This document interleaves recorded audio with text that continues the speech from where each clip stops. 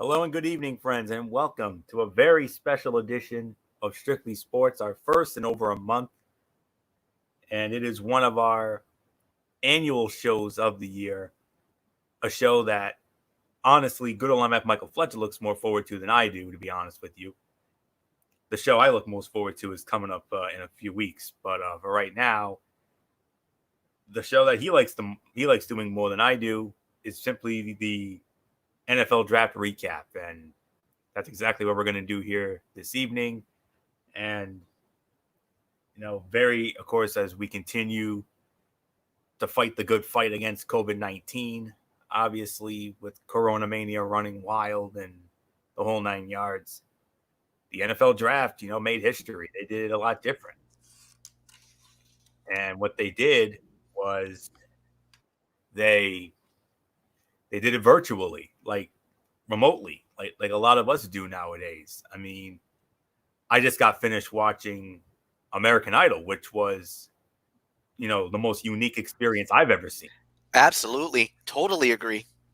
I take it you just watched it too, I'm I just watched it too. Yes. Aha. All right.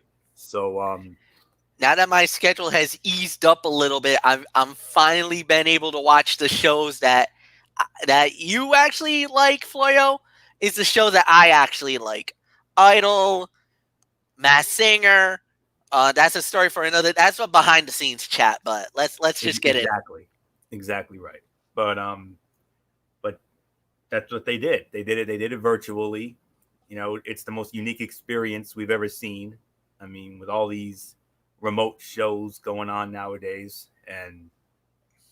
but anywho, for any new viewers, what we do with our NFL draft recap show is, we go down, we look through each team, we give a quick analysis and a grade for all the picks and the whole 9 yards. And I'm gonna tell you something. I'm not gonna be as negative as I've been in years past. A lot of these picks are gonna be more positive based, if I'm gonna be honest with you. So there's probably gonna be a lot of disagreements this evening, and I'm prepared for that. So with that being said, let's start it right off. We go in alphabetical order as we always do, and we started off with the Arizona Cardinals. They selected Isaiah Simmons, linebacker from Clemson, Josh Jones, offensive tackle out of Houston, Leki Fotu, defensive tackle out of Utah, Rashard Lawrence, defensive tackle out of LSU, Evan Weaver, a linebacker out of California, and Eno Benjamin, a running back out of Arizona State. Picking up a stud defender in Simmons and a value in Jones made the first 2 days of the Cardinals draft memorable. And don't forget, this team used its second-round pick to acquire DeAndre Hopkins earlier this offseason. Adding Fotu and Lawrence should give the Cardinals one of the biggest defensive lines in the league, although perhaps at the cost of building depth at other positions. Weaver is limited in coverage, but should be a solid reserve 3-4 inside linebacker and special teamer.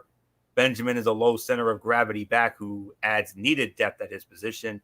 They'll want to find depth at tight end after the draft. So with that being said, my overall grade for the Arizona Cardinals is a solid A. So like I said, almost all of these are going to be positive with the exception of a couple and one in particular.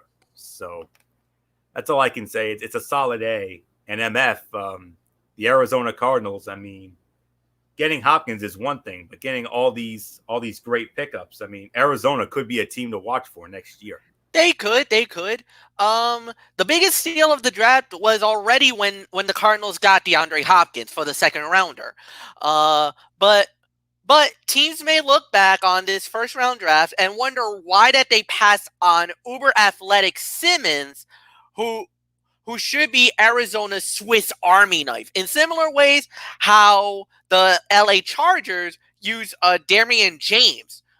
Jones was projected to be a late first round prior to the draft, and it was a great value to nab him for an offensive tackle where he slipped to third. As a bonus, he fills the Cardinals' biggest need, which is protecting Kyler Murray, and that's the biggest factor. Unfortunately, Anthony, I have a slight disagreement. Yes, I think they did pretty well, but I can only give them a B+ for the Arizona Cardinals. So with that said, let's move on to the next team.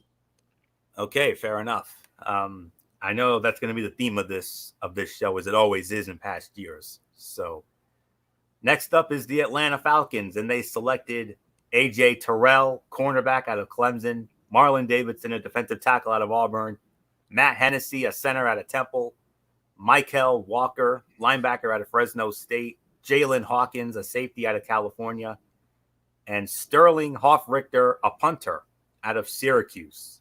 So, MF, how'd the Dirty Dirties do? Batten down the hatches. I'm about to go off. As we heard for weeks, was that the Falcons were looking to trade up for an impact defender in the first round, but they're staying pat and took Terrell. While we don't know what it would have cost them to move up, it definitely is not to be disappointed by Atlanta instead, setting for one of the many corners in the second tier. Davidson's skill set is best suited on the interior, though. And there's plenty of upside, but in for a bit of a transition after playing with the edge for so much in college, Hennessy could help a solid interior defensive front, but the class is below average, particular in the terms of instant impact of a team. C- for the Atlanta Falcons. Anthony, it's yours. Well, that wasn't as bad as I thought it would be, but all right. I thought you were going to really hit them hard, but I'm not going to hit them as hard as you did, MF. I feel Atlanta met their needs at cornerback, defensive tackle, and the interior offensive line in the first 3 rounds. The Falcons also required help at the second level of their defense, and Michael Walker fits that bill, although he might not have been the best player available to fill that need. Same goes for the Hawkins pick. Finding a young edge rusher post-draft should be a high priority. This will be another disagreement. I'm going to give him a B+ here. So, B+ for Atlanta. Next up, the team that finished with the overall best record in the NFL a season ago, that a team that went 14-2, and that is the Baltimore Ravens.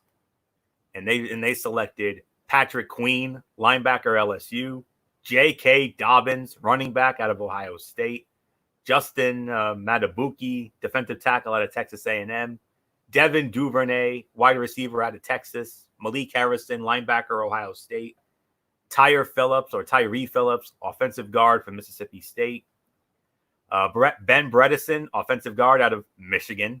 There you go, MF.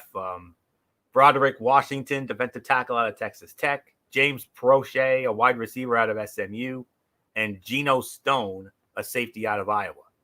Now, this would have been where Michael Bullock would have led off, but I don't know where Bullock is. I sent him the invite. I don't know if he'll be joining us or not. If he comes in, we'll catch him up on what he missed. If he doesn't come in, then I'm sure we'll have him tomorrow night for Ridiculously Raw. But for right now, I'll take over from here. Just another outstanding draft for general manager Eric DaCosta, finding good value at every pick in the first 3 rounds and meeting most of the team's top needs. It wasn't surprising to see the Ravens pick Bredesen, given how much they loved having another Big Ten guard for the past decade. Marshall Yonder from Iowa, the other. Washington is an active nose tackle who will be effective in a rotation. Prochet might be the steal of the draft, or it might be Stone. It's criminal that DaCosta is this good at drafting players.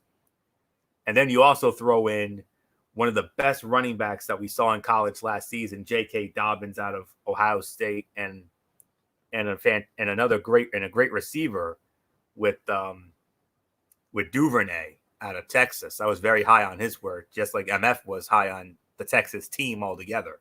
But this is a solid A for the Baltimore Ravens. And they're going to be even scarier than they were this past season. No question about that. They're going to be right at the top of that AFC pool. As we all know, the balance of power has most certainly now shifted in the AFC. And MF and I couldn't be any more delighted about that, even though Bullock's probably licking his wounds. But, it is what it is. So solid A, full of Baltimore Ravens, no doubt about this. So, MF, do we agree or do we disagree on this? If Queen had been taken in the late teens, no one would have batted an eye. He was one of the most talented coverage linebackers in the draft. At 28, he was a steal for Baltimore that fills the biggest need. Matabuke got some early first round buzz in the process, while Harrison gives the Ravens even more help in the middle of the defense. And pairing the explosive J.K. Dobbins with Lamar Jackson in the backfield, come on, that's just absolutely unfair to every team in the AFC. I totally agree with you, Anthony. For the first time tonight, we are in agreement. This was an A for the Baltimore Ravens. Next team. And the next team happens to be my team, the Buffalo Bills. Yes, sir. Who did we get? Well, here we go. AJ Epinesa, defensive end out of Iowa. Zach Moss, running back out of Utah. Gabriel Davis, wide receiver out of UCF. Jake Fromm, quarterback out of Georgia.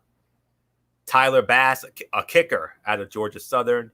Isaiah Hodgins, a wide receiver out of Oregon State. And Dane Jackson, a cornerback out of Pittsburgh. All right, MF, put your personal feelings aside and let me know, how did my team do? Be brutal. Okay. Without a first-round pick following the Stephon Diggs trade, the Bills still managed to come out of the draft with very good value. Esperanza, who, oh, by the way, I wanted it to be a part of the Miami Dolphins at the time, and I was really hoping he was going to land in Miami, went to Buffalo. Moss and Davis could contribute immediately as rotational players on what's all of a sudden become one of the deepest rosters in the NFL. Moss is a formidable complement to Devin Singletary as an excellent tackle backer, and Fromm has a chance to develop into a very good backup quarterback, which would be a nice outcome considering he was drafted in the 5th round. I think a lot of people think that Jake Fromm is going to be more of a career backup quarterback. I don't think nobody thinks that he's the future, especially when you got Josh Allen right now running Buffalo, and they've done pretty well with Allen. Set aside, and I got to put my differences, this was an A for me, and I thought Buffalo was one of the winners of the NFL draft, especially when they jumped in, getting the minute they got AJ Esperanza, that did it for me. That kind of got me a little angry, and I was a little ticked, but but I had to respect Buffalo for doing what they did. The guys that they got were all the guys that fit the needs that Buffalo needed. A good wide receiver to complement Stephon Diggs, a defensive end that can get to the quarterback, that adds more excitement to an already good defense for Buffalo. And I'm gonna openly admit this, as much as it pains me to say this, Buffalo is now the odds-on favorite to win the AFC East. Anthony, it's yours. You have no idea how encouraged I am to hear that. I mean, it's been almost 25 years since the Buffalo Bills have won the AFC East. And now that the balance of power has shifted, I mean, we agree. That's another thing we agree on, no doubt about it. And I also agree with you on this, MF. It is indeed a solid A for my team. And yes, I am going to be a homer. Absolutely. Trading for Stephon Diggs before the draft was a risk worth taking given his age and production. The Bills gave up their first-round pick in that deal, but they were still able to find good players in the 2nd round with Epinesa and the 3rd round with Moss. They added some downfield threats to complement Diggs and company and Davis and Hodgins. Taking Fromm in the 5th round could turn out to be a good investment. Who knows? A possible injury to Josh Allen could open the door for Fromm, like the injury to Jacob Eason did at Georgia. And Bass has a great leg and was selected in about the area I expected him to be. Jackson's coverage skills are much better than his 7th round selection indicates, and the Bills will utilize those skills right away. 100% agree on this. It's a solid A for the Buffalo Bills. Let's move on to our next team, and that is the Carolina Panthers. And let's see who they selected. Derek Brown, defensive tackle out of Auburn. Shout out to our dear friend Lindsey McCormick. Yatir Gross-Matos, defensive end out of Penn State.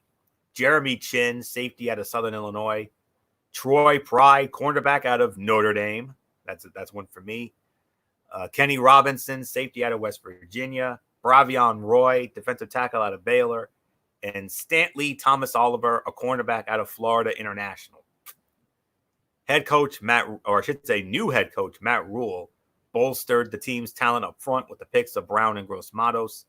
Then aided the secondary and safety Chin in the 3rd round, speedy corner Pride in the 4th, former West Virginia and XFL player Robinson in the 5th, and the tall Thomas Oliver in round 7. Rule also picked up his former Baylor pupil Roy, yet another defensive lineman. They went all defense in this draft, and they could still use help at guard and tight end. I'm going to give it an A- for the Carolina Panthers in that regard. So solid first draft for new head coach Matt Rule. So MF, what says you? The Panthers spend a lot of money overhauling their offense in free agency. So it always makes sense to focus on the defensive side on the draft. And while no one have expected Carolina to use all 7 picks on the defense, the organization actually hit a home run. Brown and Gross-Matos will join Brian Burns and Keyshawn Short in providing an outstanding foundation up front, while Chen and Pride should be major contributors in the secondary that is in desperate need of upgrades. The rebuild is off to a great start under the new head coach, Matt Rule. Total agreement with you, Anthony. It is an A- for the Carolina Panthers. And we move on to the team that one of our dearest friends covets, and that is our dear friend Matt Ward. It's his team, the Chicago Bears, and they selected as follows: Cole Kmet, tight end, Notre Dame.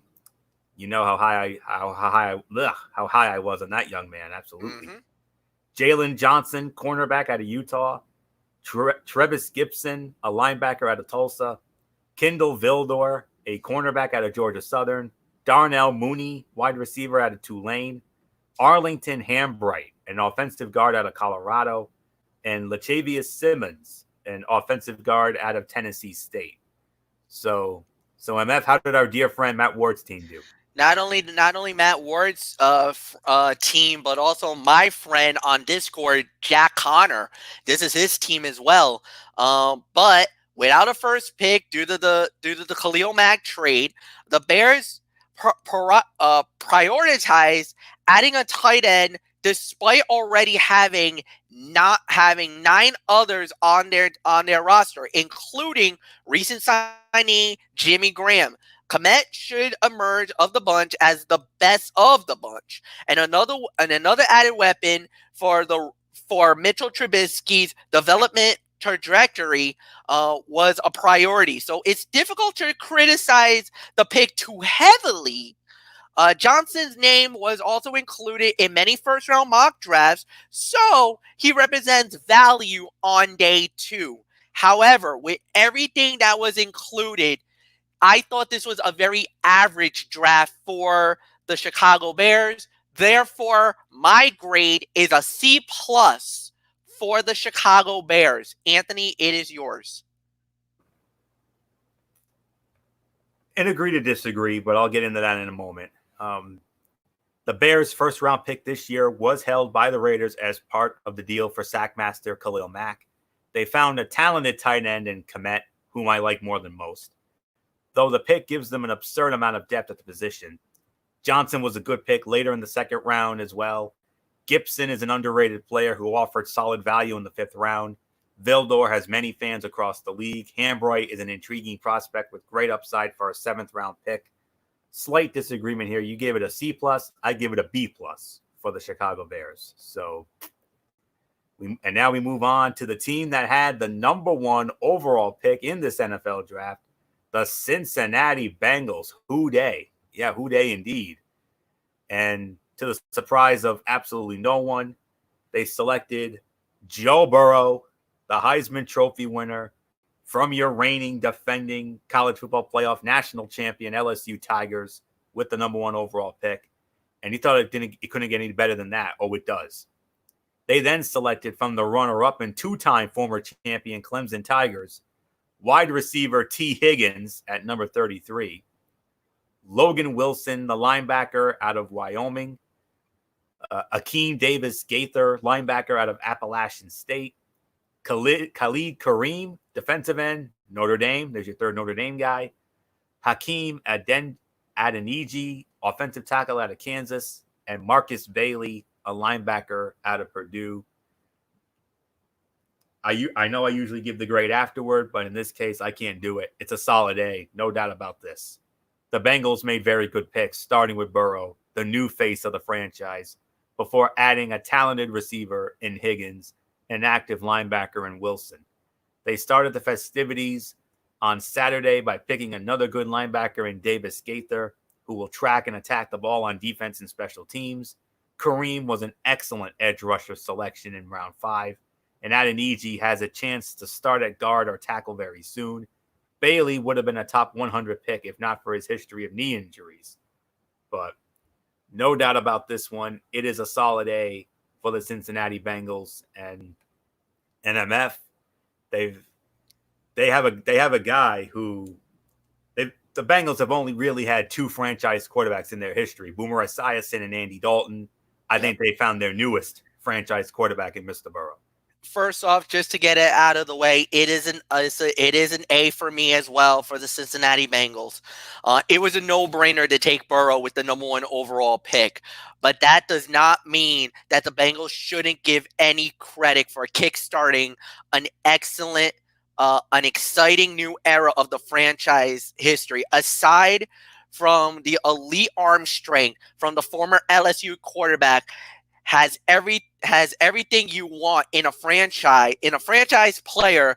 Otherwise, Cincinnati took advantage of the stacked receiving class, drafting T. Higgins, who some viewed as a first rounder, and opened the second round. After Higgins, the Bengals were smart and nearly, with all the remaining picks, got defense for some much needed depth help. So obviously, the way that they did it was absolutely perfect.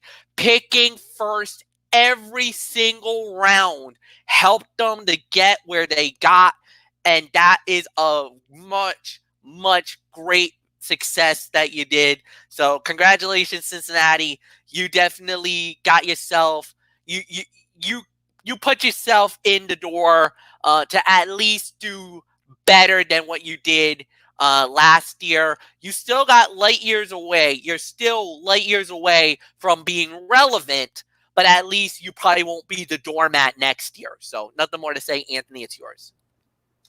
And we go up the Cuyahoga River to the city of Cleveland for the Cleveland Browns. They are next, and we started with Jedrick Wills, offensive tackle out of Alabama, Grant Delpit, safety from the national champion LSU Tigers, Jordan Elliott, defensive tackle out of Missouri, another LSU product, Jacob Phillips, the linebacker, Harrison Bryant, tight end out of Florida Atlantic, Nick Harris, a center out of Washington, and Donovan Peoples-Jones, wide receiver out of Michigan. There's MF's second Michigan grad. So the Cleveland Browns, those are their selections.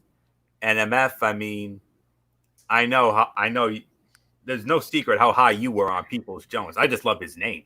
He was a great player for Michigan too. Like he used to pop off the screen a lot of the times.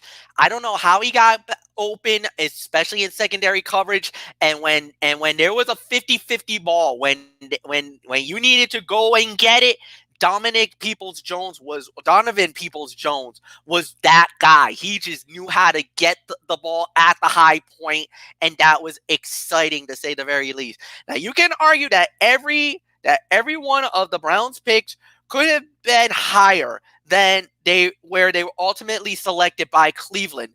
Baker Mayfield desperately needs protection, and Wills will do that on day one. He's a day one starter. Though his transition from left makes him somewhat of a risk, but Dolpit was widely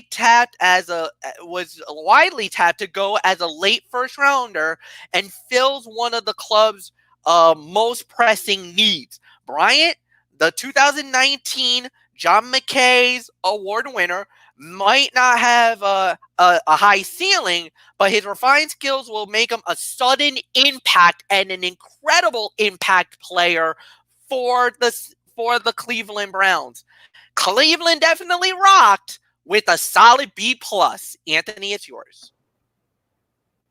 Fair enough. The Browns picked 4 SEC players in the first 3 rounds, meeting their top needs on defense with solid value on day 2. Getting Bryant in round 4 should also be a good value, as he's an excellent receiver, albeit not the thickest tight end in the league. Selecting Harris in the 5th round was a solid choice, and it'll be interesting to see if the Browns try him at guard or just consider him a backup behind J.C. Tretter.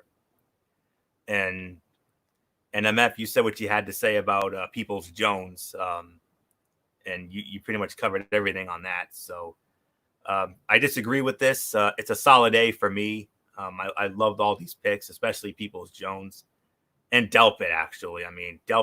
He was the heart and soul of that LSU defense. Another reason why they went all the way, even though Burrow was the one who pretty much did all the work. But, it is what it is. So let's move on to one of 2 teams that of course, our dear friend Derek Ferreira has coveted, and that is the Dallas Cowboys. And I love these selections. They selected CeeDee Lamb, wide receiver out of Oklahoma, Trayvon Diggs, cornerback out of Alabama, Neville Gallimore, defensive tackle out of Oklahoma, Reggie Robinson, cornerback out of Tulsa, Tyler Biadasz, a center out of Wisconsin, Bradley Anae, defensive end out of Utah, and Ben DiNucci, a quarterback out of James Madison. Lamb was the top receiver in the class, and Diggs joined Gallimore in shoring up sore spots on defense. So I don't have any complaints about Jerry Jones' moves on the first 2 days of the draft. I love the pick of Robinson as an outside corner with athleticism in the 4th round. He should have been selected much earlier. I expected Dallas to pick Biadasz early in the 4th round, so it wasn't surprising they moved up to get the sturdy pivot later in that round. Giving up a future pick is not always a great move, but sending a 5th rounder in 2021 to the Philadelphia Eagles to move up for a probable long-time starter makes plenty of sense to me. Anae is a top 100 talent who fell to Dallas at the end of round 5. While not the quickest edge rusher, his strength, moves, and hustle are difficult for tackles to deal with. So, solid A for the Dallas Cowboys, and I'm sure Derek Ferreira is going to be very encouraged by some of these moves, especially that CeeDee Lamb move. So, MF, picture this: CeeDee Lamb and Amari Cooper for Dak Prescott. Whoa. It's difficult to envision a bigger winner of the 2020 draft than the Dallas Cowboys. Though the receiver wasn't the biggest need, selecting CeeDee Lamb, easily the top remaining prospect on the board, was a no-brainer. Value picks didn't end there. Diggs, Gallimore, Biadasz, and Ayaz each could have been selected earlier than the slotted, and addresses every need that Dallas needed. Here's my bold prediction, guys. The Dallas Cowboys will win the NFC East and could be a favorite to go all the way to the Super Bowl this year. Dallas gets an A. Florio, go. And somewhere Derek Ferreira is probably going crazy right now hearing that. Next up, we're going to go with my Uncle Ed's favorite team, and that is the Denver Broncos. Yes, Uncle Ed is a Denver Broncos fan, if you didn't know that. But anywho, here's who his Broncos selected. Jerry Jeudy, wide receiver out of Alabama. KJ Hamler, wide receiver out of Penn State. Michael Ojemudia, cornerback out of Iowa. Lloyd Cushenberry, center out of the champion LSU Tigers. McTelvin Agim, defensive tackle out of Arkansas, Sid Sorrell. Albert Okwugbonam, tight end out of Missouri. Justin Sternad, linebacker out of Wake Forest. Netan Muti, offensive guard out of Fresno State. Tyree Cleveland, a wide receiver out of Florida. And Derek Tuska, a linebacker out of North Dakota State. So, MF, how did Uncle Ed's team do here? The Broncos accomplished their goals by upgrading the cast around the second-year quarterback, Drew Lock. Jerry Jeudy, who was the top-ranked wide receiver, and the Broncos did well to land him without needing to trade up. Hamler gives Denver a deep threat and should complement the skills of Cortland Sutton and Jeudy and former tight end and former first-round tight end Noah Fant very nicely. John Elway also improved the young signal caller with protection by selecting Cushenberry, who could immediately slide into the starting guard position or possibly center when the season kicks off in September. For me, a solid A for the Denver Broncos. Go crazy, Uncle Ed. Your team did very good. Anthony, it's yours.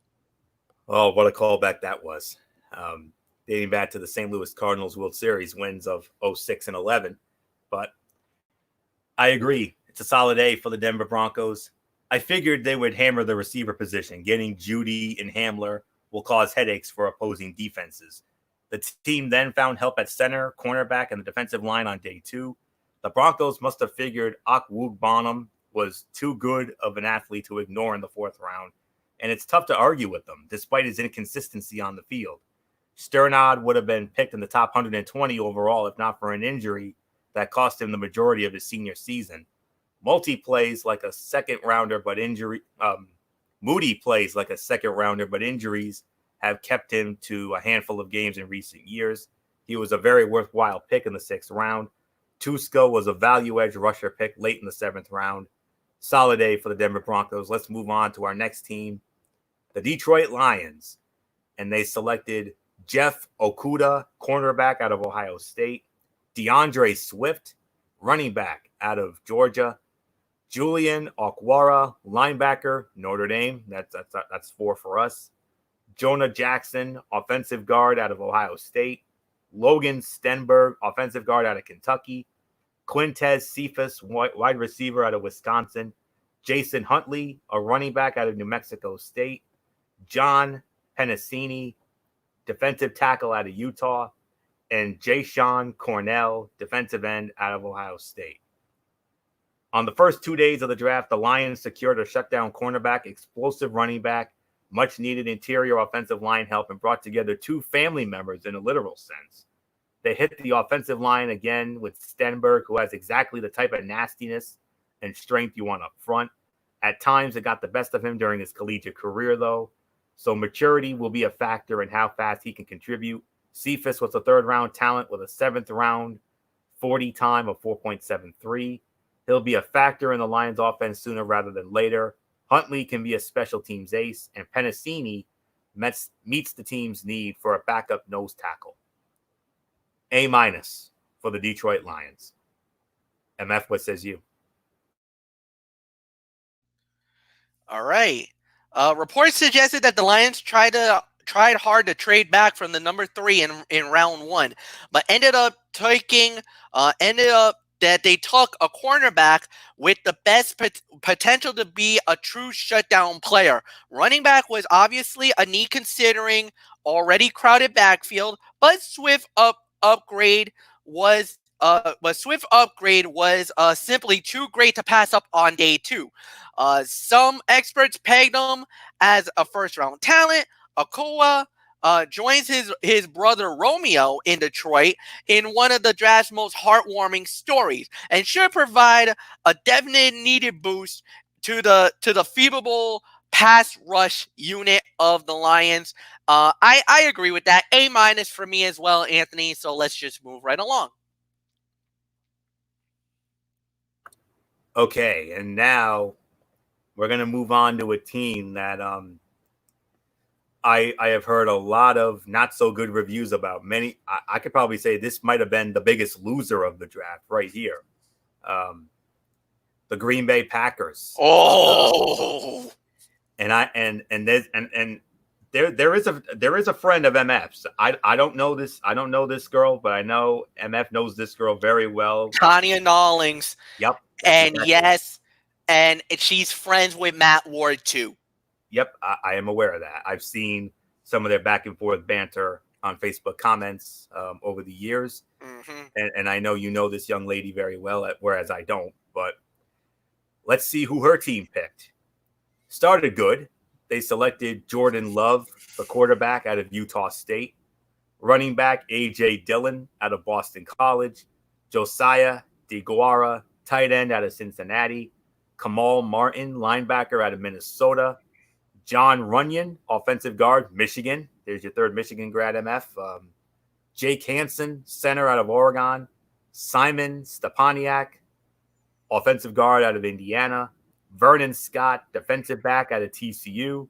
And Jonathan Garvin, defensive end from the U, Miami. Tanya, I know you're not going to like what you're about to hear, darling. And MF is the first that's going to really hit you here. Aaron Rodgers needed receiving weapons, but the Packers didn't use a single pick at the position in the deepest wide receiver class in a generation. If it wasn't enough to get anger and at a notorious testy quarterback, watching his successor drafted in the first round couldn't possibly sit well. While Rodgers is no longer in the conversation as the best passer in the football, he took the Packers within one game of the Super Bowl last year and seems to have a few years left in him. So it could be a while before the Packers will see any investment on Jordan Love. Maybe the plan is supremely talented, but madly raw Love needs a lot of development after leading the nation in INTs in 2019. The Dillon pick was also puzzling, as projection merely had him 2-down player and is more likely than anything a backup to Aaron Jones. The picks did make no sense whatsoever. You don't even draft a wide receiver, which was your biggest need.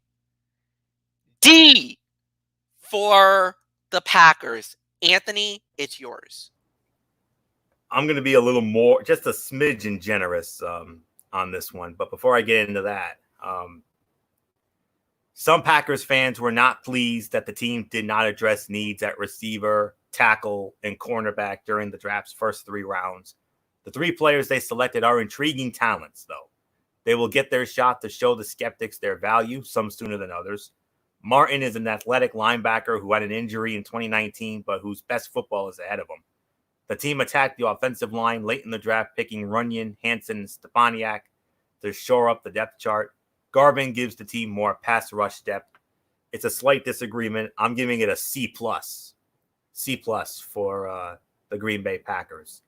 So let's move on to our next team, the Houston Texans. They selected Ross Blacklock, defensive tackle out of TCU. Jonathan Greenard, a linebacker out of Florida. Charlie Heck, an offensive tackle out of North Carolina.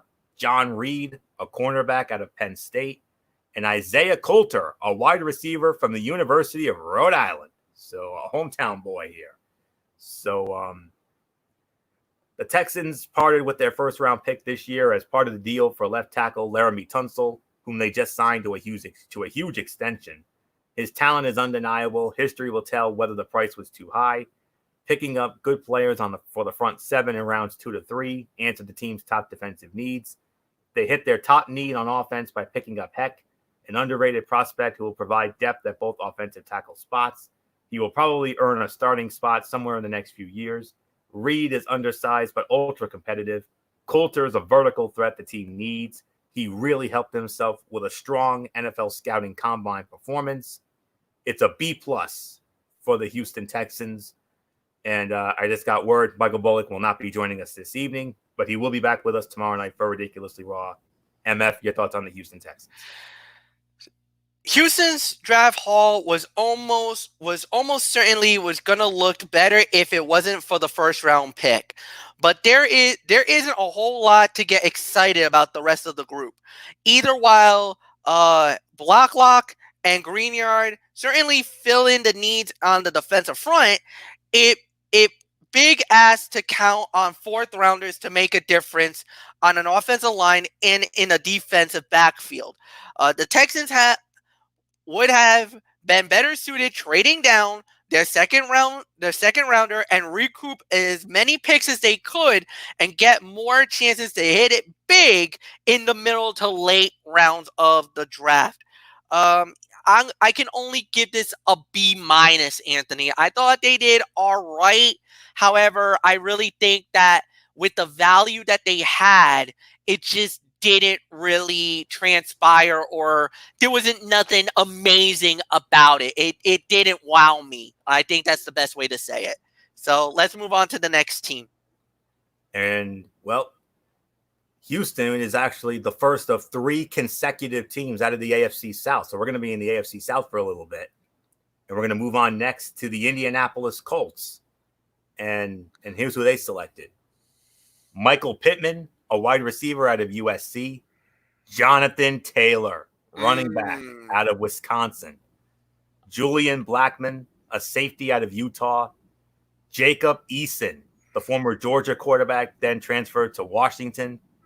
Danny Pinter, offensive guard out of Ball State. Robert Windsor, defensive tackle out of Penn State. Isaiah Rogers, a cornerback out of the University of Massachusetts. Desmond Patman, a wide receiver out of Washington State. And Jordan Glasgow, linebacker out of Michigan. So MF, sounds, just by reading those names alone, Indy is going to score very high here. The Colts were without a day one pick after their offseason trade for DeForest Buckner, but they managed to find a few impact players and borderline first-round talent in Pittman and Taylor overall. It's a pretty good class that become great if they make the most of Eastman. The Washington quarterback fell in the draft, and perhaps due to poor combine interviews, and there was no denying his physical talent, he has interesting option of developing to be a very good backup behind Phillip Rivers. Yes, you could probably expect it. A for the Indianapolis Colts. Anthony, go. Yeah. General manager Chris Ballard picked up a big-bodied receiver in Pittman for new quarterback Phillip Rivers and traded up for a stud running back Taylor on day 2 of the draft. Was the trade for DeForest Buckner worth the hefty price tag, especially considering Javon Kinlaw was available at number 13? Will Pittman be better than Denzel Mims or Chase Claypool? Time will tell. Eason eventually taking over for Phillip Rivers makes so much sense. Rivers is a true leader under whom the talented Eason can learn and continue developing. Keeping the athletic Pinter in the state of Indiana as a backup guard / tackle makes a lot of sense for the Colts. Windsor is a pest up front who, along with Blackmon, Rogers, and Glasgow, a future special teams Pro Bowler, should add plenty of depth on defense. Indy traded 2017 second-rounder Quincy Wilson to the Jets for the 6th-round pick they used on Rogers. Not a great return, but I guess something is better than nothing. It's a small disagreement, A- is my grade for the Indianapolis Colts. And we continue with our AFC South teams here. The third consecutive one, the Jacksonville Jaguars, and they selected C.J. Henderson, cornerback out of Florida, Kayvon Thielen, linebacker out of LSU, Laviska Shenault, wide receiver out of Colorado, Davon Hamilton, defensive tackle out of Ohio State, Ben Barch, offensive tackle out of St. John's. I didn't even know they had a football team, but okay. Josiah Scott, cornerback out of Michigan State. Shaquille Quarterman, linebacker out of the U, Miami. Daniel Thomas, safety out of Auburn. Colin Johnson, wide receiver out of Texas. Jake Luton, quarterback out of Oregon State. Tyler Davis, tight end out of Georgia Tech. And Chris Claybrooks, a cornerback out of Memphis. Jacksonville picked up 2-star SEC defenders, Henderson and Chason, to meet critical needs in the first round, then selected worthwhile prospects in the second with Shenault and third rounds with Hamilton to sew up a nice first 2 days of the draft. They started day 3 with Barch, who I thought was worthy of a top 75 selection. He plays with a nasty demeanor and should be able to line up at tackle or eventually slide inside if needed. Scott provides more depth in the secondary. Quarterman's just a great football player who will start in the middle at some point in his pro career with the Jags or someone else. Thomas is a better athlete than football player at this point and is likely a special teamer. Johnson is a nice outside complement to Shenault. Luton will compete for playing time if Gardner Minshew falters in 2020 and should at least be a solid backup in the league for a few years. Solid A for the Jacksonville Jaguars. MF, your thoughts? The Jaguars needed to nail this draft, and after shipping out so many players, they might have just done that. Henderson and Clausen are dynamic players in 2 of the most important positions on the defensive side of the football. Shenault likely would have been selected in the first among the less stacked receiving class, and Hamilton fills the need on the defensive interior, and Burch was one of the most intriguing mid-round offensive linemen that Jacksonville really couldn't really have done much better than they did. It is an A for the Jacksonville Jaguars. And keep your mic on, MF. You'll be leading off on our next team, who just happens to be your reigning, defending, undisputed Super Bowl champions, the Kansas City Chiefs. And they selected Clyde Edwards-Helaire, the running back out of LSU. Willie Gay, linebacker out of Mississippi State. Lucas Niang, offensive tackle out of TCU. L'Jarius Sneed, safety out of Louisiana Tech. Michael Dana, defensive end out of Michigan, another Michigan grad for MF. And Takarius Keys, a cornerback out of Tulane. So MF, how did the champs do? First-round running backs don't offer great value, though it's acceptable because the defending Super Bowl champions had no glaring need to address. But Edwards-Helaire figures to be a long-term piece in Andy Reid's offense and could become a workhorse if Damian Williams leaves via free agency in 2021. Niang was a sneaky pick in the 3rd round, as the TCU product will improve a deep depth front, likely to serve as a swing tackle as a rookie. For me, this was an A- for the defending champions, Kansas City Chiefs. So, I mean, Anthony, is all yours.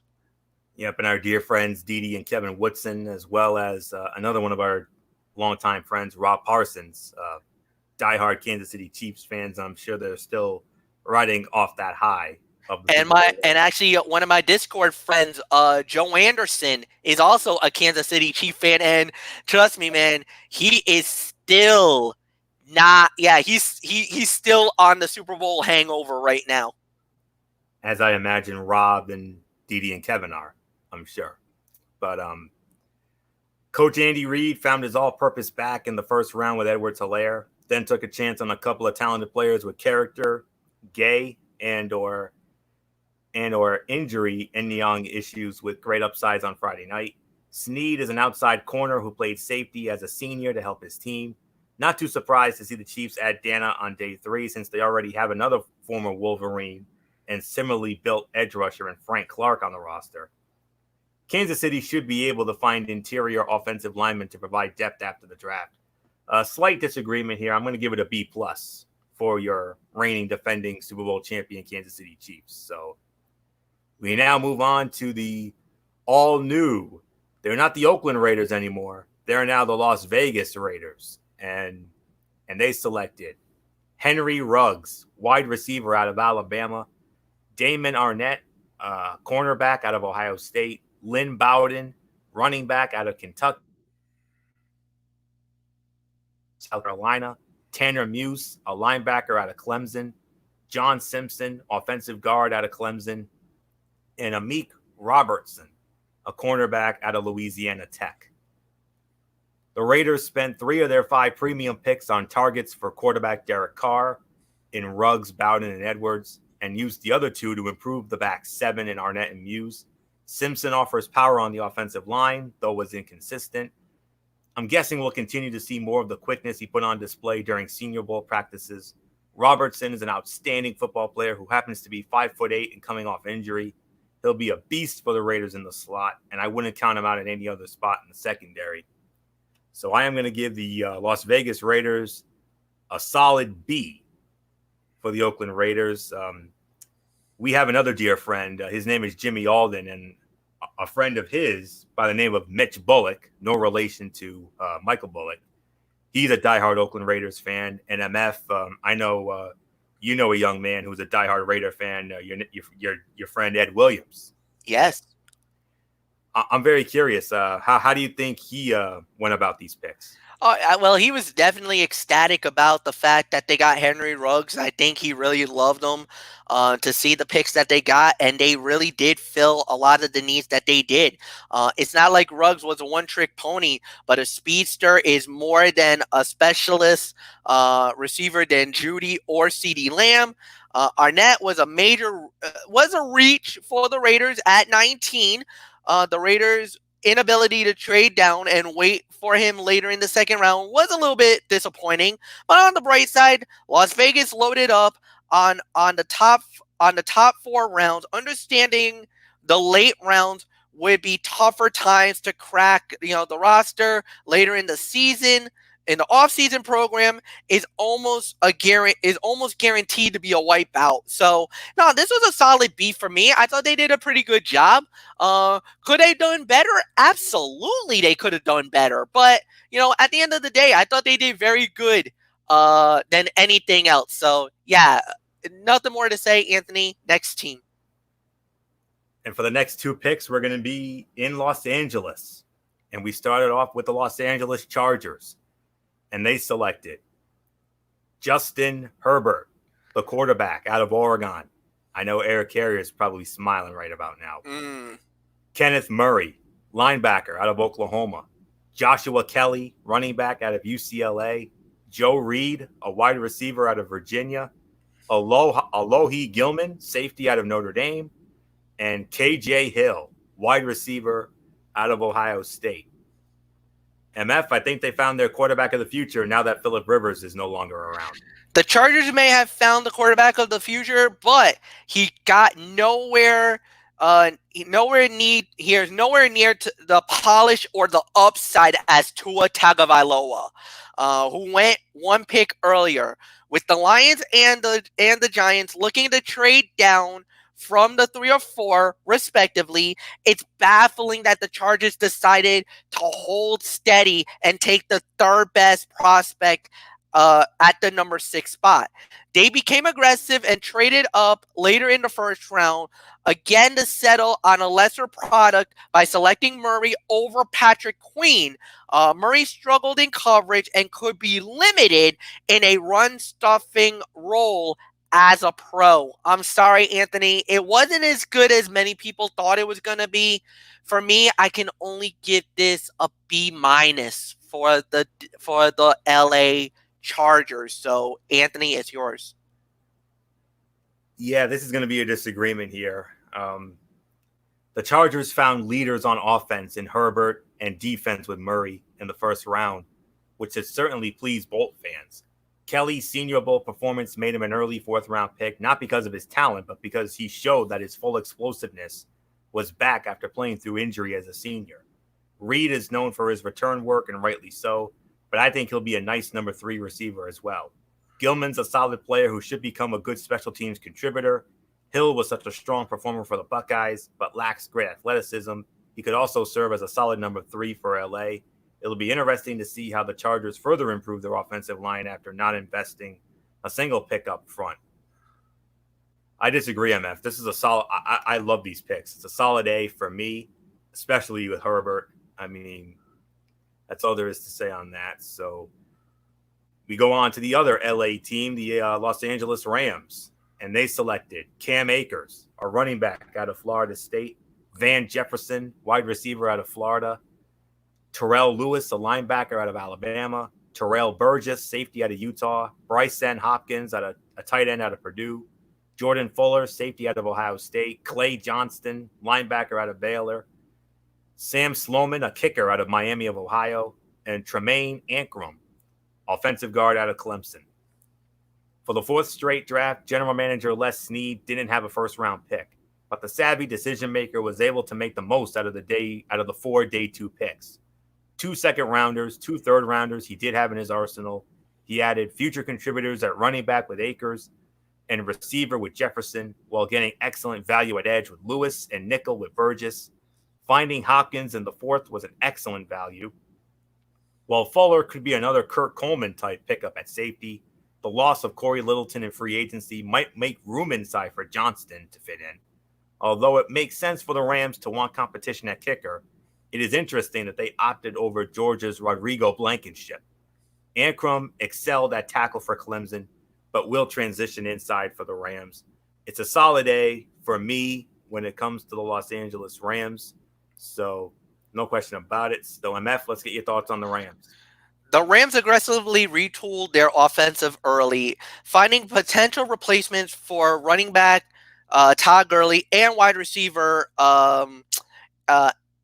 Brandon Cooks with Akers and Jefferson respectively. The latter was particularly strong selection at number 57, where LA didn't have a first round pick again after trading for Jalen Ramsey, which stopped them from getting a top tier offensive lineman who could start in 2020. The NFC West team then failed to address the weakness until its last pick. But in the end, Jared Goff will be much happier man than he was prior to the draft. Yes, I agree with you, Anthony. Because of the earlier picks, I will say that this was an A for the Rams as well.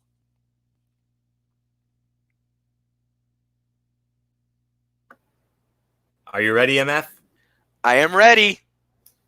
I know you've been chomping at the bits. You've been waiting about an hour for this, but here we go. It's time. The team that, and this one is for MF, his father, Eric Carrier, Lisa Medeiros, Bianca Corbin, several other fans that make up the MF and Eric Carrier Dolphin family.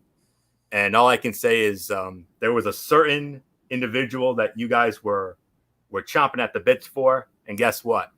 You wanted him, you got him. You got him. The Miami Dolphins, and they selected Tua Tagovailoa, the quarterback out of Alabama.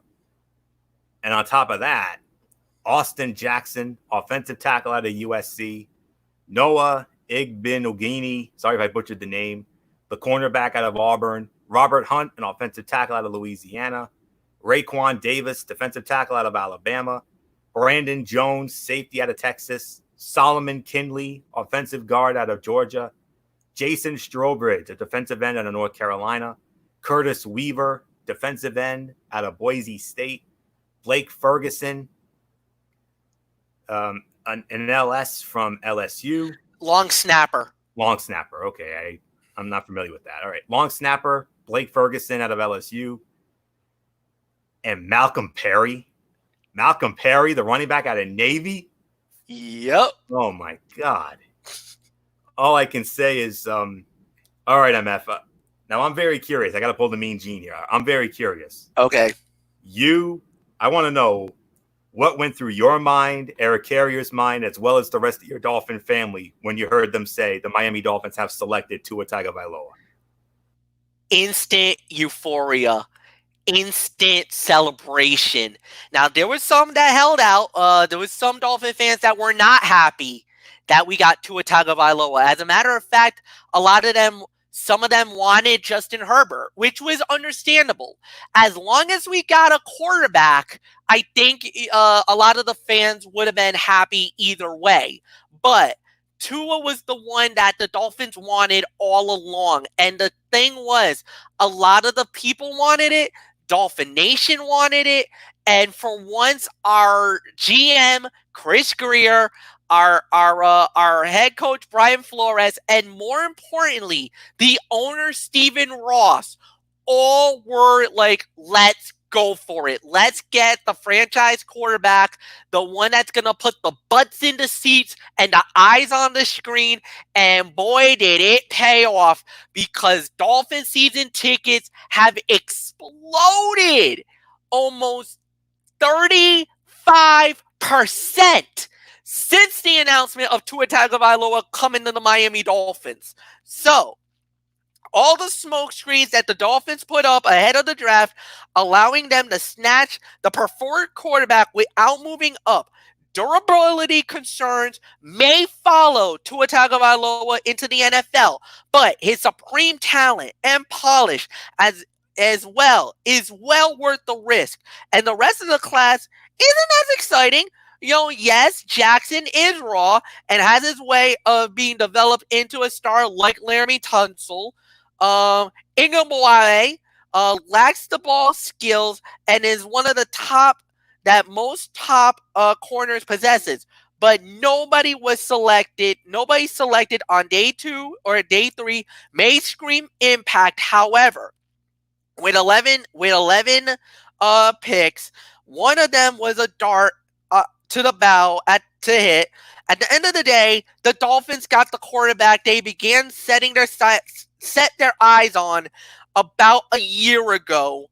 And they also and that is an automatic win for the Miami Dolphins. Here's the thing, guys. The biggest problem that the Dolphins had last year was offensive line. And we addressed that with 3 picks right out of the gate.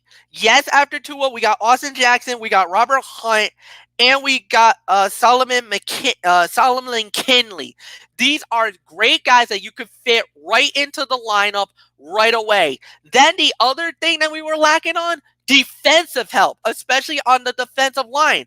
By getting Raekwon Davis and getting Jason Strongbridge and Curtis Weaver, that actually will fit the gap for the Dolphins. To get Malcolm Perry with their final pick, this guy could become a Wes Welker type player.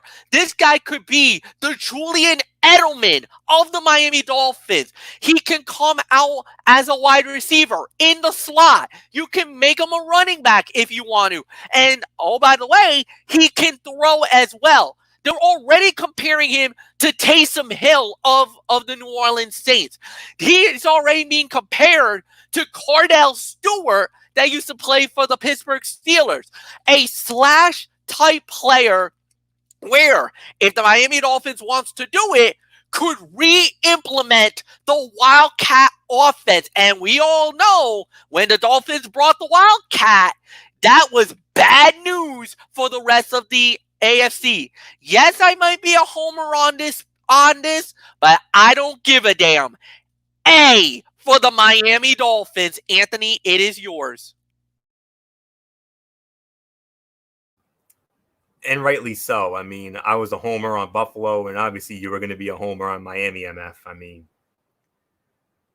I know you said Buffalo is the favorite in the AFC East, and I very much appreciate that.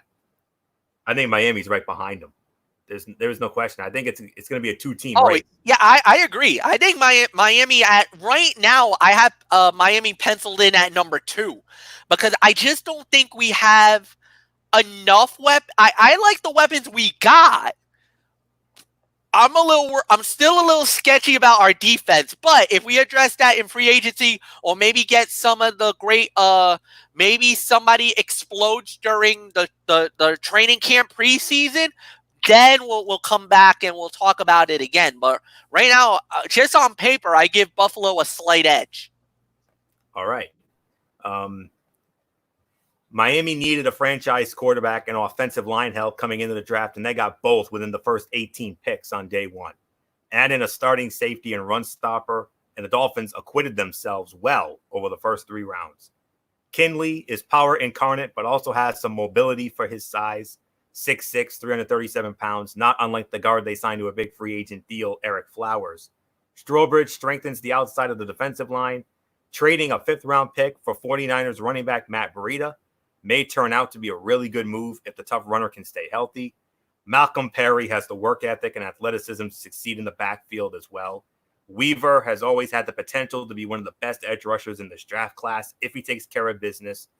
Watch him power pass tackles to consistently get after quarterbacks. It's a minuscule disagreement here. A- is my grade for the Miami Dolphins. Moving on to the Minnesota Vikings. They selected Justin Jefferson, wide receiver out of LSU, Jeff Gladney, cornerback out of TCU, Ezra Cleveland, an offensive tackle out of Boise State, Cameron Dantzler, cornerback out of Mississippi State, DJ Wonnum, defensive end out of South Carolina, James Lynch, defensive tackle out of Baylor, Troy Dye, linebacker out of Oregon, Harrison Hand, cornerback out of Temple, KJ Osborne, wide receiver out of the Miami Hurricanes, the U, Blake Brandel, offensive tackle out of Oregon State, Josh Metellus, safety out of Michigan, Kenny Willekes, defensive end out of Michigan State, Nate Stanley, the quarterback out of Iowa, Brian Cole, the second safety out of Mississippi State, and Kyle Hinton, an offensive guard out of Washburn. All right. General manager Rick Spielman knew picking multiple cornerbacks, 2 on day 1, 1 on day 3 was a must, as was finding a receiver to replace Stephon Diggs and creating more competition on the offensive line. He hit all the notes in rounds 1 to 3. Wonnum was underappreciated at South Carolina with Javon Kinlaw stealing the spotlight, but the edge defender is athletic, tough, and worthy of an early 4th-round pick. Getting Lynch in the 4th round was a steal. His character off the field and motor on it will help him stay in the league for a very long time. Dye is a rare guy who led his college team in tackles for 4 years. His selection addresses a position of need as well. Hand, Brandel, and Willekes, Hinton, and Osborne will provide depth at minimum, but have the potential to have more of an impact. Getting Stanley in the 7th round could pay major dividends down the line. Metellus and Cole are safeties who can play in the box, maybe even at linebacker instead of safety. Solid A for the Minnesota Vikings. So, MF, your thoughts? Following the trades back with the 49ers and Saints, and the Vikings added 11 players on day 3 of the draft and bringing their rookie class to a staggering 15. Headliners are the first rounders Jefferson and Ganley, who each represent solid value and fill critical needs for the Vikings. There aren't many potential stars of the rest on this crop, but the value dotted through is likely several and guys who may be able to carve out useful roles with the Vikings. I agree. This was an A for me as well. All right, MF. And next up, I only wish Bullock was here because we were talking about his team next. And oh boy, have they taken some big time hits over the last. They lost their franchise quarterback. They lost their franchise tight end. Oh, what are they going to do now? And for long-suffering fans of teams that are not the New England Patriots, that's all I can say. I mean, we're all in a state of, oh my God, our long national nightmare is finally over. Oh boy. But here we go. Michael Bullock's team is next. It is, and this is Derek Ferrera's other team. It is the New England Patriots. And they selected Kyle Duggar, a safety out of Lenoir-Rhyne, Josh Uche, linebacker out of Michigan, Anthony Jennings, a linebacker out of Alabama, Devin Asiasi, a tight end out of UCLA, Dalton Keene, a tight end out of Virginia Tech, Justin Rohrwasser, kicker out of Marshall, Michael Onwenu, offensive guard out of Michigan, Justin Haran, offensive tackle out of Wake Forest, Cash Malua, linebacker out of Wyoming, and Dustin Woodard, a center out of Memphis. I'm glad that Bullock's not here because I know Bullock is not going to like what we're about to say about his team, MF. Another loser. A bizarre draft for the Patriots saw them double dip in multiple positions, ignoring the needs of quarterback and wide receiver. The last time that they chose 2 tight ends in one draft, well, one was by far one of the greatest tight ends of the time. The other one, what could have been. I'm not going to mention the two. This was notably a weak tight end class, and the players that they picked don't have any on-field accolades like the 2 great tight ends that the Patriots had in the past. Now, New England has appeared to be banking its future on Jarrett Stidham, the presumed Tom Brady successor, but with such abysmal talent around him, it's hard to get an accurate evaluation of him heading into 2020. I'm sorry, Anthony, it is a hard grade for me. C- for the New England Patriots. It's yours. Not as hard for me. Bill Belichick and his dog understood the team's needs on the edge, in the secondary, and at tight end. Not everyone agreed with the value of the tight end selected, but their versatility and athleticism may ultimately shine through. Belichick is not afraid to stray from the consensus board a bit, taking Rohrwasser in the 5th round. Sometimes those picks work out for the Patriots. Other times they don't. Time will tell.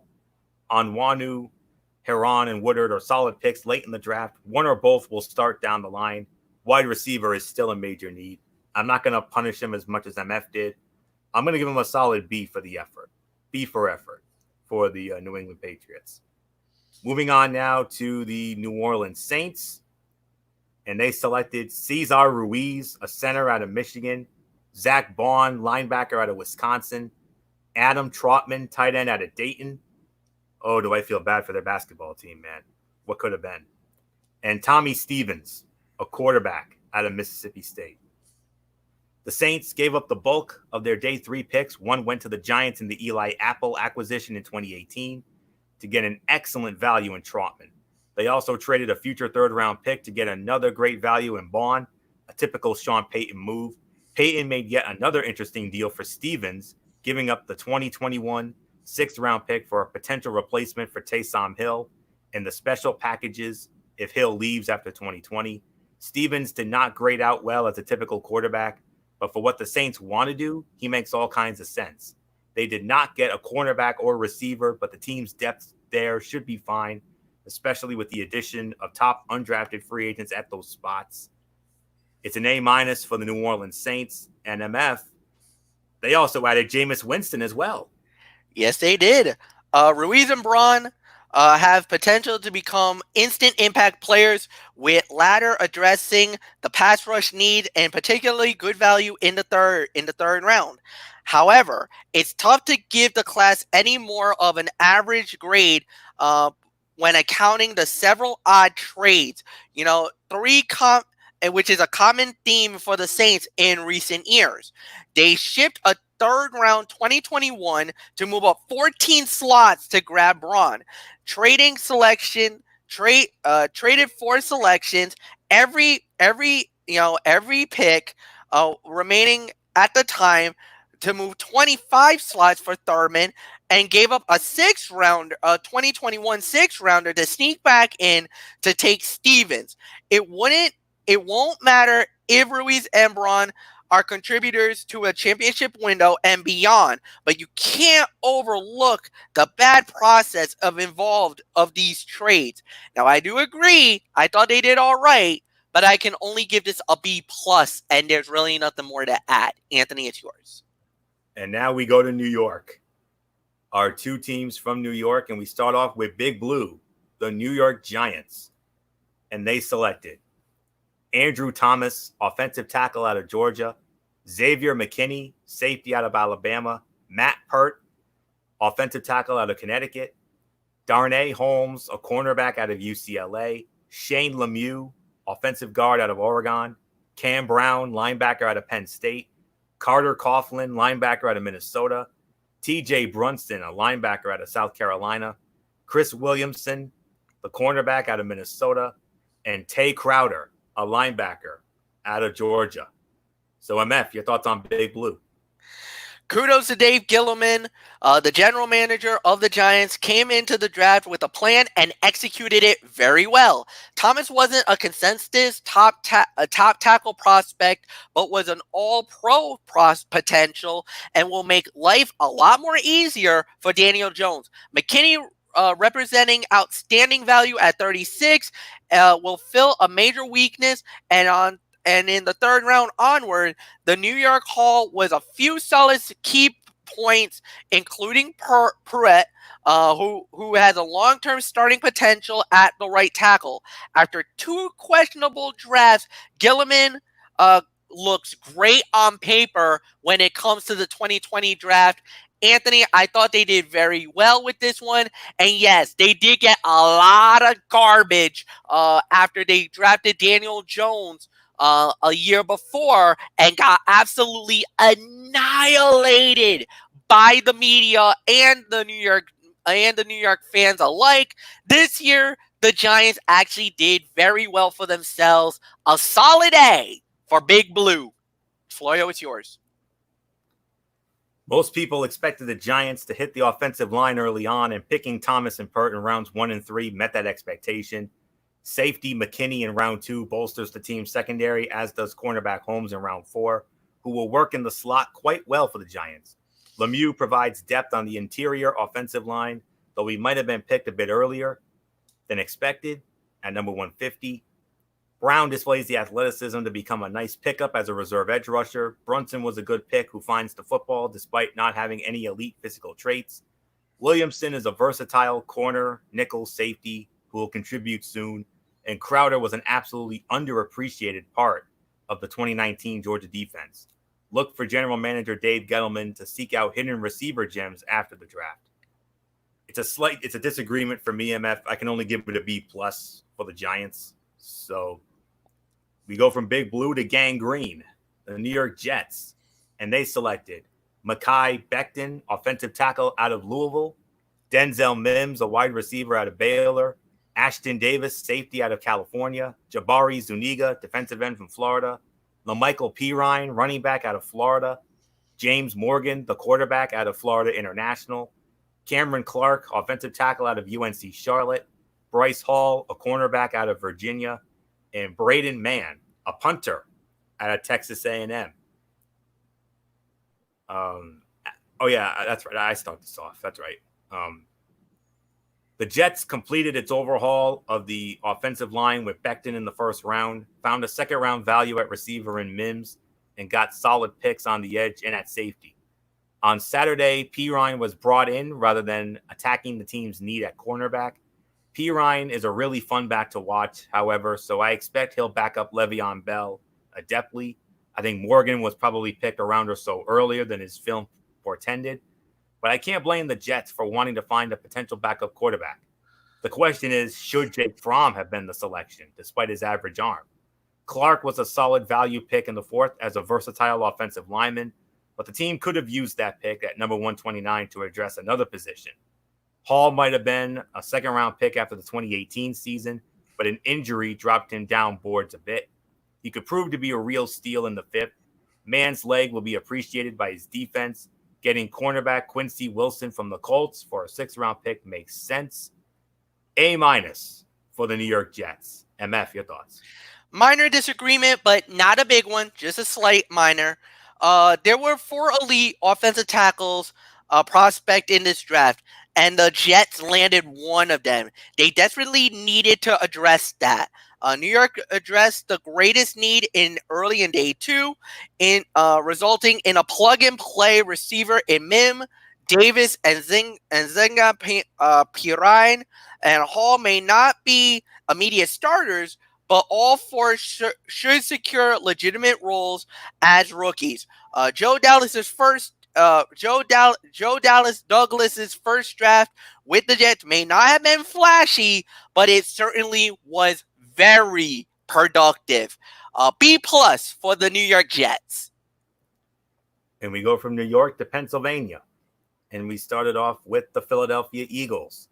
And they selected Jalen Reagor, wide receiver out of TCU, Jalen Hurts, the quarterback out of Oklahoma, Davion Taylor, linebacker out of Colorado, Kayvon Wallace, a safety out of Clemson, Jack Driscoll, offensive guard out of Auburn, John Hightower, wide receiver, Boise State, Sean Bradley, linebacker out of Temple, not to be confused with the former NBA player Sean Bradley, Quez Watkins, a wide receiver out of Southern Miss, Prince Tega Wanogho, offensive tackle out of Auburn, and Casey Toohill, a defensive end from Stanford. MF, fly Eagles fly in this draft? No. Eagles down. Eagle down. But I will say this. They got the best name out of the draft with Prince Tega Wanogho. That name sounds so awesome, man. I love that name. I'm gonna love that name, and I might fall in love with that player. It's easy for the Eagle fans to be disappointed with CeeDee Lamb within striking distance. The famously aggressive Howie Roseman opted to stay put and allowed the premier wide receiver to fall to the divisional rival. Ouch. Rangar addresses the biggest need, but he feels much like a reach. Meanwhile, the Jalen Hurts selection, was among the most puzzling. Roseman may want to build a quarterback factory, but there were numerous talented prospects available that would immediately aided the Super Bowl contender. Philadelphia uncovered a ton of value in day 3, but it wasn't enough to compensate the early team woes that happened earlier in the draft. Anthony, this was average to me. I'm going to be a little harsh. I might be very harsh. C+ for the Philadelphia Eagles. It is all yours. Yeah. This is definitely going to be a disagreement here. The Eagles had to find a quarterback they trusted in case Carson Wentz was injured again. They did in Hurts. The team added explosiveness to their receiving core on day 1 with Reagor and speed at linebacker on day 2 with Taylor. GM Howie Roseman got a steal with his 4th-round pick in Wallace, a guy who I thought could have gone as high as the 2nd round. Great value in an area of need. Driscoll could line up at guard or tackle and maybe even serve as the team's backup center. Hightower was another great value pick by Roseman, as the receiver's ability to run past corners and run after catch made him a potential 3rd or 4th rounder in my book. The Eagles added even more speed out wide on day 3 when they traded for veteran Marquise Goodwin and selected Watkins. I don't know why Bradley and Toohill were still available so late, but kudos to Roseman for grabbing those 2 guys at a bargain. If Wanogho is healthy, he will be a valuable swing tackle. Look for the Eagles to sign a couple of top available running backs after the draft. So I disagree. It's an A- for me. Let's move on to the other Pennsylvania team, the Pittsburgh Steelers. They selected Chase Claypool, wide receiver out of Notre Dame, Alex Highsmith, a linebacker out of UNC Charlotte, Anthony McFarland, a running back out of Maryland, Kevin Dotson, an offensive guard out of Louisiana, Antoine Brooks Jr., safety out of Maryland, and Carlos Davis, a defensive tackle out of Nebraska. Last year's trade with Miami for safety Minkah Fitzpatrick was worth the 1st-round pick it cost, and I like the decisions to add Claypool at receiver and Highsmith as depth at edge rusher with their 2nd and 3rd-round picks, respectively. That's a solid couple of days for general manager Kevin Colbert. Colbert went with another mid-round back in McFarland after using similar picks on James Conner at number 105 overall in 2017, Jalen Samuels at number 165 in 2018, and Benny Snell, number 122 last year. The past 3 seasons, he does have speed, though, which the team needed at the position. Dotson gives the team depth for now and could develop into a future starter at guard down the line. The team needed a nose tackle, and Davis fits that bill well. A- for the Pittsburgh Steelers. MF, your thoughts? Hate to say this, but total disagreement.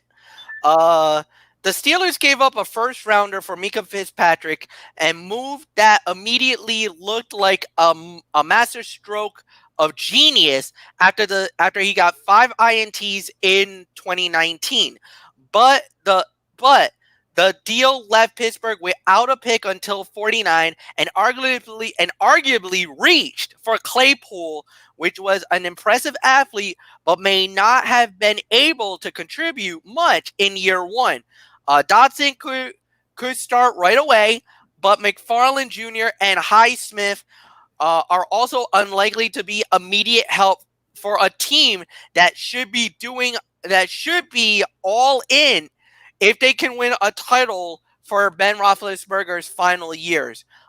They really lacked a lot of good stuff here, Anthony, which totally is not the Steeler way. I hate to say this, man, but I'm going to have to drop the hammer on them. C for the Pittsburgh Steelers. Fair enough. It's weird. Normally I'm more the higher end. You're normally the one that drops the hammer. This is a little bit of a role reversal. I'm being more critical this year, and you're being more like me. It's role reverse. Well, I am the Jim Nantz, and you are the Tony Romo / Phil Simms here. So yep, that's exactly what it is. So yep. Moving on to our next team, we got the San Francisco. We have, your reigning and defending NFC champions, the San Francisco 49ers. And they selected Javon Kinlaw, defensive tackle out of South Carolina, Brandon Ayuk, a wide receiver out of Arizona State, Colton McKivitz, an offensive tackle out of West Virginia, Charlie Warner, a tight end out of Georgia, and Jawan Jennings, wide receiver out of Tennessee. So MF, how did the NFC champion and in many people's eyes should have been Super Bowl champion 49ers, how did they do? Kinlaw arguably was the best pass rusher upside among all the defensive tackles and is a natural replacement for DeForest Buckner, who was traded for the number 14 pick. With their second one-day selection, they jump up to get Agnew, who Kyle Shanahan said was his number one receiver with elite skills after catch. A former Arizona State standout could be a perfect fit for the head coach's scheme. San Francisco also avoided the huge hole on at left tackle after Joe Staley shockingly announced his retirement with another top of veteran in Trent Williams for pennies on the dollar. For me, this was a solid B+ for the NFC champion San Francisco 49ers. Anthony, it's yours. We agree. B+. General Manager John Lynch didn't wait very long to find DeForest Buckner's replacement along the D-line, selecting Kinlaw at number 14 overall. He addressed the team's receiver need later in round 1 when he traded up 6 spots for Ayuk. The deal for the Arizona State receiver, along with past trades for veterans Dee Ford and Emmanuel Sanders, sapped the Niners of any second, third, or fourth round selections, moving a 5th-round pick and 2021 third-round pick for Pro Bowl left tackle Trent Williams, who's expected to take over for the retiring Joe Staley, makes a strong offensive line even stronger. McKivitz, whom they drafted with the pick acquired from the Dolphins from Matt Breida, played tackle in college, but I think he could be a very good starting guard. The Niners continued dealing, moving Marquise Goodwin to the Eagles for a 6th-round pick, which they then used on Jennings, a big receiver who wins with physicality, not speed. Warner was a very good blocker receiver pick at tight end because the team needed depth behind their stud George Kittle. So, yes, MF, I agree. It's a B+ for the NFC champion San Francisco 49ers. Moving on, I believe we have 4 teams left. Yes, we're down to our final 4. And we started off with one of the 49ers' biggest rivals, if not their biggest rival in the NFC West, the Seattle Seahawks. And they selected Jordan Brooks, a linebacker out of Texas Tech, Darrell Taylor, a defensive end out of Tennessee, Damian Lewis, an offensive guard out of LSU, Colby Parkinson, a tight end out of Stanford, DJ Dallas, a running back out of Miami, Alton Robinson, a defensive end out of Syracuse, Freddie Swain, a wide receiver out of Florida, and Steven Sullivan, wide receiver out of LSU. The Seahawks found an athletic punisher to play inside in Jordan Brooks, a quick edge rusher in Darrell Taylor, and a beast of a guard in Damian Lewis in rounds 1 to 3. Parkinson is a fair fourth-round pick who will have to compete with a few tight ends already on the Seahawks roster. Dallas joins former Canes teammate Travis Homer on the Seahawks. The powerful Robinson and Taylor should complement each other well off the edge. Swain is an underappreciated receiving talent who can work in the slot, and Sullivan has real potential as a stand-up tight end.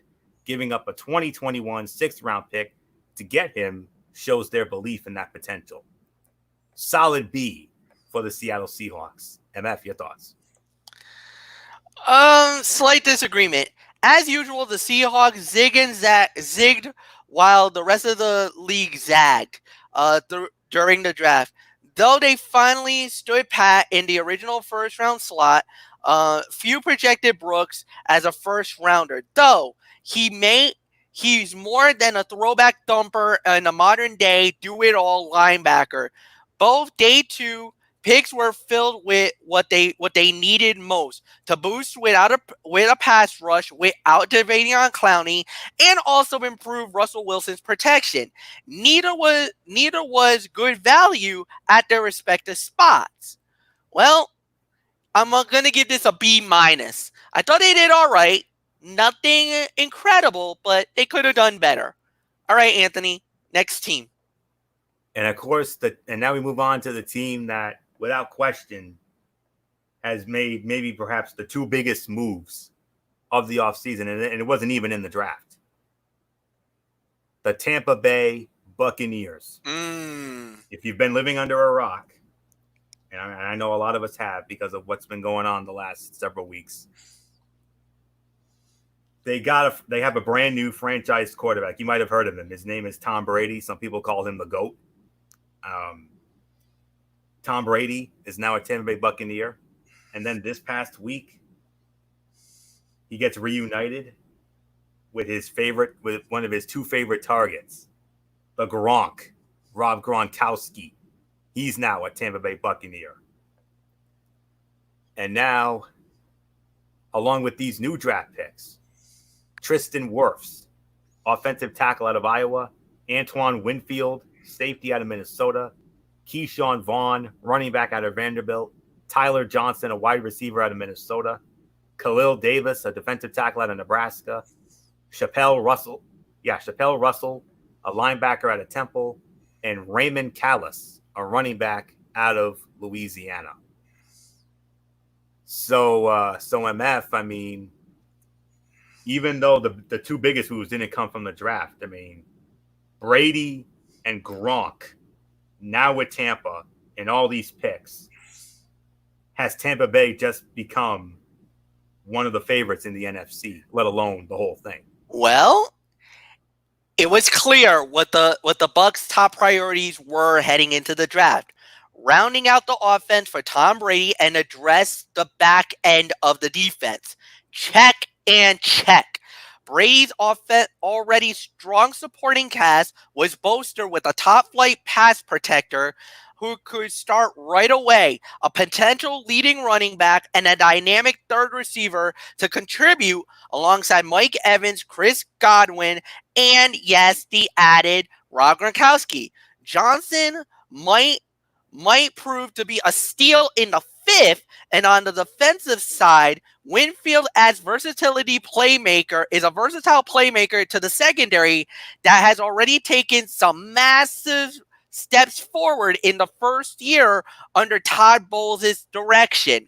This class will play a major role in the Tampa Bay Buccaneers' quest for the Super Bowl in the short window created by Tom Brady's arrival. I don't believe Tampa will be a Super Bowl contender because I still believe the 49ers are the team to beat.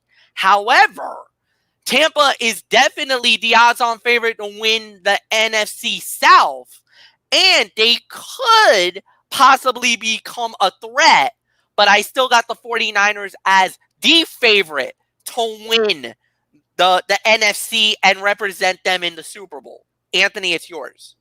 Which, ironically enough, Super Bowl 55, hello, wink, wink, Raymond James Stadium. Tampa, Florida, yes. Where WrestleMania should have been, but, story for another day. But anyways, the Buccaneers didn't fool around in trying to get Tom Brady the best right tackle they could, trading up one spot in the first round to secure Wirfs. Winfield should become a playmaker in the secondary, while Vaughn should develop into a solid running back, even if he was maybe picked one round too early. Despite possessing just average athleticism, Johnson was a big-time producer for Minnesota, even earning MVP honors in the Outback Bowl. Davis is an active and athletic backup for 2018 first-rounder Vita Vea. Don't blink when Callis gets the ball, as he has the speed to run by guys 4.42.40 and isn't afraid to initiate contact. General manager Jason Leet will scour his list of top undrafted free agents for young pass rusher depth. B+ for the Tampa Bay Buccaneers. 2 teams left, and we move on to the Tennessee Titans, a team that came out of nowhere in the AFC last year.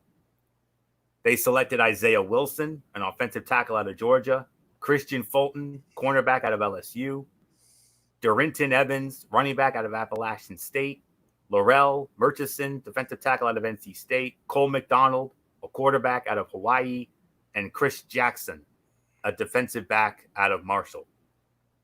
The Titans crushed day 2 of the draft, getting the corner they absolutely needed in Fulton and finding that quick complementary back to Derrick Henry and Evans. Tennessee's pick of Isaiah Wilson in round 1 could work out thanks to the massive young man's lofty potential at 6'6" and 350 pounds. Tennessee traded their 4th-round choice to Miami last year for quarterback Ryan Tannehill, which has worked out very well. Murchison, an active defensive lineman, was a top 100 value they picked up at number 174 overall. McDonald's arm and athleticism made him worth the late-round flyer. Adding depth at tight end should be the Titans' top priority when looking to sign priority rookie free agents. B+ for the Tennessee Titans, MF. Wilson will be an obvious fit to replace Jack Conklin at the right tackle, but it's no easy question that the value taking him at the end of the first round and the opportunity to potentially add a starter in the position of the need in third.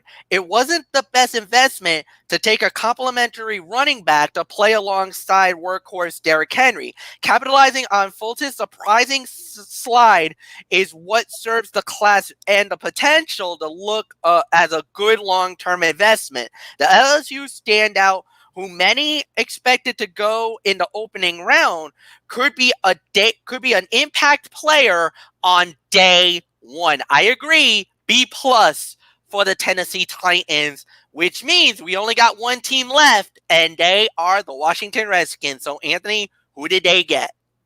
All hail the Redskins, like we always used to do with that fun commercial we used to watch back in the day. They selected someone who made Michigan's life a living hell, and that was Chase Young. Chase Young, the edge rusher out of Ohio State. Antonio Gibson, running back out of Memphis. Sadiq Charles, offensive tackle out of LSU. Antonio Gandy Golden, wide receiver out of Liberty. Keith Ismail, a center out of San Diego State. Kaliki Hudson, linebacker out of Michigan. Cameron Curl, safety out of Arkansas. And James Smith Williams, defensive end out of NC State. Now, I'm very curious, MF. I mean, Washington, they could have gone for Tua Tagovailoa, but no, they went for Chase Young. But the thing is, Anthony, this was the right decision to make because of the fact that they needed defense. And you already had a quarterback in Dwayne Haskins. Why would you want to go down the well again? I think that would have caused a lot of uproar and a lot of problems if they would have gone quarterback again. No, I think they were absolutely right to do what they did. Washington came away with a solid, if unspectacular, 2020 class. As the consensus top overall prospect, Young should immediately terrorize opposing blockers, while Gibson and Gandy Golden, 2 offensive linemen, helps improve Dwayne Haskins' supporting cast. We especially love Gibson for his versatile weapon. overall, the Redskins nabbed a handful of potential contributors while addressing most of their weaknesses in their going into the draft. They did very well, Anthony. A- for the Washington Redskins. And we end the night with an agreement. I do agree with you, MF. It's also an A- as well. Washington decide now. Here's the reason why I mentioned that. Washington decided to pick the draft's best defender in Young instead of an uber-talented quarterback in Tua Tagovailoa. The progress of last year's first-round pick, Dwayne Haskins, will determine whether the franchise ultimately made the right choice. Gibson, an all-purpose threat out of Memphis, may remind new head coach Ron Rivera of a mid-round version of his former player with the Panthers' Christian McCaffrey. The team lacked leverage in their standoff with Pro Bowl left tackle Trent Williams, and thus will have to settle for the 2020 fifth rounder Ismail at number 156 overall and 2021 third rounder they received from the 49ers. They selected Charles to fill Williams' big shoes, and he has the potential to do so based on his athleticism. But he'll have to prevent the disciplinary issues that plagued him at LSU from following him to the NFL. Gandy Golden's big body could be a problem for NFL cornerbacks down the field. Ismail, who could play guard or center for Washington, is a solid pick who will play for a long time. Hudson will provide depth in the secondary or at linebacker and should be a special teams demon. Edge rusher Smith Williams could have been picked much earlier, so he's a relative bargain in the 7th round. I 100% agree, MF. It is an A- for the Washington Redskins. And with that, we are done. That will put the bow on this 2020 NFL Draft Recap edition of Strictly Sports. We want to thank you all so very much for tuning in tonight. And we will be back with you tomorrow night, immediately following Monday Night Raw, for another all-new edition of Ridiculously Raw, right back here on the Tone 25 as we continue on the road to Money in the Bank. We'll go down Monday Night Raw, and I'll give you my thoughts on night 1 of Impact Wrestling's Rebellion. There will not be a 205 Live, a formal review of 205 Live. It was another one of those best of shows. I'll briefly get into that as part of my Tony's Take tomorrow night. And then Wednesday, and now MF, are we back to our 10:30 time, or are we at 10 again, or what? No, we're gonna be staying at 10 for a little while now. So yeah, get used to it. On Wednesday and Friday? Yep. All right, sounds good. You heard it. Wednesday night, 10 p.m. We'll be over on MF's channel, Braves Fan 95, as we will have Wednesday Night Mayhem, as we will review AEW Dynamite as well as NXT.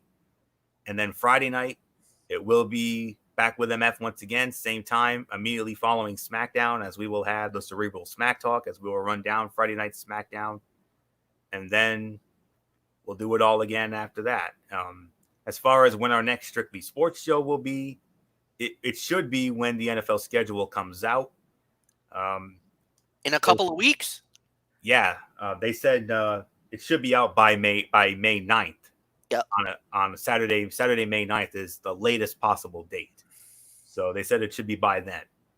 But as soon as we know, we'll let you all know, and then we'll do that show. And of course, that's a show that I very much look forward to. So can't wait to find out when it comes out. Hopefully it will be on that time, and we'll take it from there. So that'll be our next Strictly Sports show. But now it's going to be back to the wrestling shows for the foreseeable future until something happens. So, which could be happening soon, because the NBA and the NHL, their training camps might be opening up this week. So that's very encouraging to hear.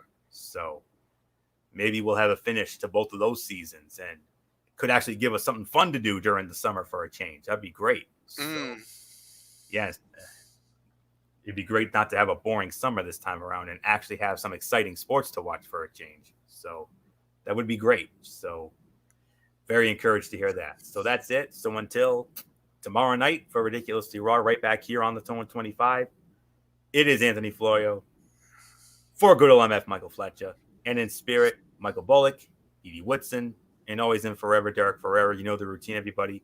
Thumbs up. Talk to you later. Yeah. Throw it up, Fortune 4 style. Bye for now, my friends. God bless. Be good to each other. Have a blessed Monday. And until tomorrow night for Ridiculously Raw, you've been watching this very special edition of Strictly Sports, our 2020 NFL Draft Recap, right here on the Tone 25 on YouTube and StreamYard. gmail.com. For everybody who has been a part of this one, for now, Anthony Florio, so long, and bye, everybody, bye.